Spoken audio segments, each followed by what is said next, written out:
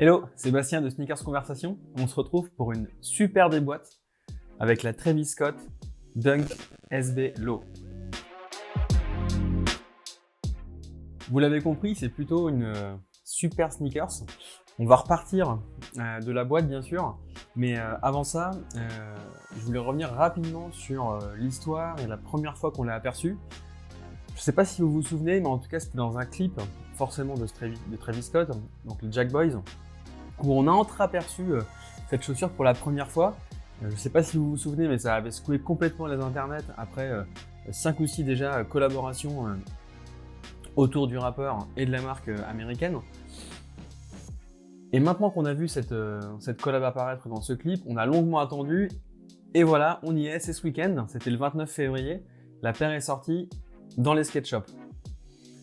Vous l'avez bien sûr remarqué donc, et comme je l'ai dit, c'est une Dunk. La Dunk est de plus en plus, en tout cas depuis fin 2019 jusque maintenant 2020, de plus en plus ressortie dans des coloris emblématiques et dans des collaborations emblématiques. Et je vous ramène d'ailleurs dans la dernière déboîte qu'on a fait sur la Dunk Strangelove. C'était vraiment aussi un superbe bijou. Sinon, cette paire, écoutez, je pense qu'on va rentrer dans la boîte directement. Déjà la boîte, je vous la montre, mais c'est un coloris en fait un petit peu spécial. D'après ce que j'ai compris, c'est en fait la boîte qui est réservée aux modèles ultra limités. La Strangelove par exemple, elle avait une boîte plus classique, bleu ciel. Donc je pense que c'est vraiment sur du très très limité. Je vois d'ailleurs Premium QS pour Quick Strike. Je pense que c'est sûrement lié à ça. Sinon, ensuite, on a un premier papier qui est de la même couleur en fait, en tout cas des mêmes motifs, bandana que sur la chaussure, on y reviendra. On a ensuite le papier tout ce qu'il y a de plus classique, et on a bien sûr le deuxième paire. Je mets ça de côté.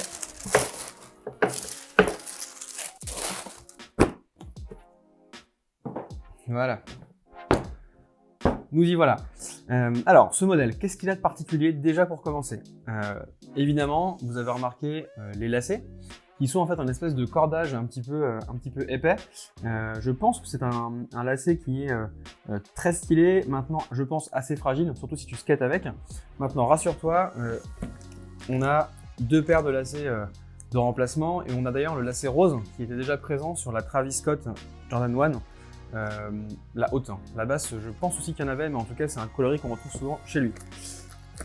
Ensuite, qu'est-ce qu'on a? On a bien évidemment le fameux motif bandana, donc qui est partout ici et à l'avant aussi sur la toe box, de l'autre côté également.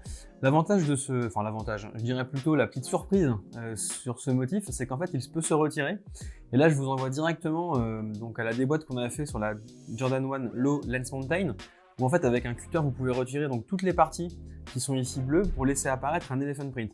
Autant dire que c'est assez cool, et je trouve que ça se prête extrêmement bien au modèle qui se skate finalement.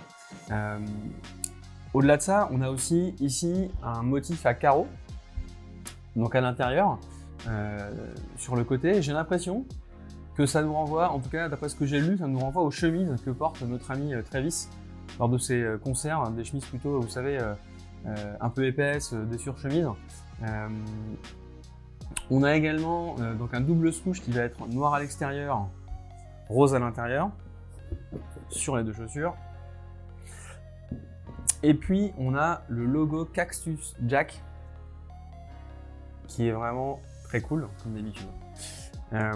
Globalement, la paire est quand même très réussie au niveau qualité. On a un cuir sur justement la toe box qui se retrouve ensuite sur la languette, qui est vraiment hyper quali.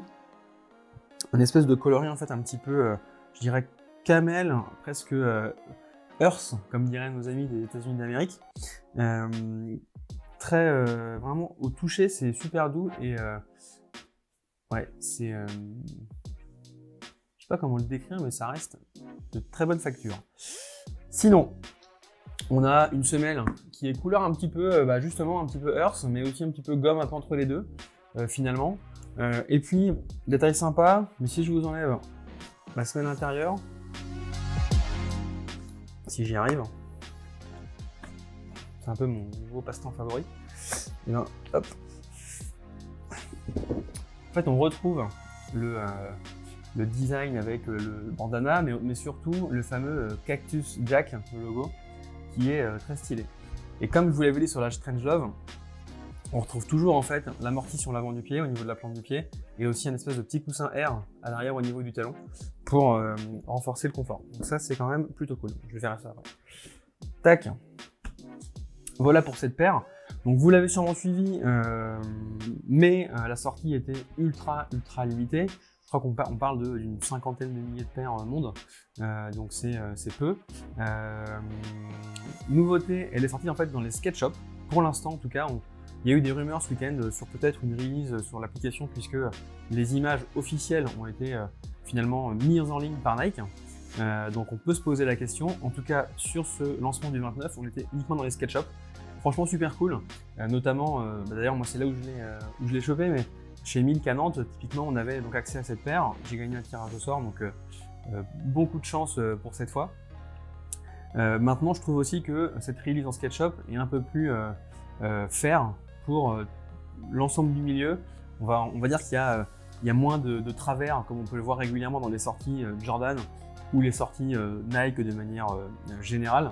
Donc je trouve que c'est appréciable, les mecs jouent le jeu, il y a eu pas mal de remontées d'Empire Shop à Pau par exemple, ou même j'en parlais avec les mecs de Milk, de tentatives de backdoor dans tous les sens, enfin, c'est assez ouais, troublant je dirais, mais en même temps je trouve ça bien qu'on garde cette authenticité et le côté commerce finalement au plus classique. Maintenant je me pose la question, et j'y pensais d'ailleurs hier, je me demande si une paire comme ça, avec une quantité plus large, finalement je me demande si la hype autour de cette paire, si la demande est aussi importante. Parce que finalement le prix est hyper élevé. J'ai déjà vu pas mal de pompes donc sur Vinted qui sont déjà à la revente. Et bien sûr le prix de revente incite entre guillemets à vendre, mais finalement est-ce que si on avait plus de modèles sur le marché, est-ce que tant de gens seraient intéressés par ce modèle? Voilà. Je vous pose la question, si vous avez votre avis, n'hésitez pas à le partager. Moi, je suis encore en train d'essayer de me faire mon avis. Je pense que j'ai fait le tour. Vraiment une belle collaboration. Encore une fois, je vous le disais, ça doit être la 5 ou 6e après 2 Air Force One, une Jordan 1 basse, une low et également une Jordan 6. Je pense qu'on devrait avoir bientôt une autre Air Force One. En tout cas, on a vu des images fuitées, une autre peut-être Jordan 6 aussi, en coloris jaune. Bon, on va suivre ça de près, mais je suis ravi d'avoir cette paire en main et encore une fois, elle est très bien finie. Je préfère peut-être la Dunk Para que j'ai eu il y a quelques temps pour sa simplicité et juste le top coloriel, mais globalement, elle est quand même très sympa. Écoutez, c'est tout pour moi. J'ai fini pour cette déboîte. Dites-nous en commentaire ce que vous en pensez et merci encore de partager et de liker nos déboîtes hebdomadaires, en tout cas quasi hebdomadaires. Et je vous dis à très bientôt pour une prochaine déboîte. Ciao!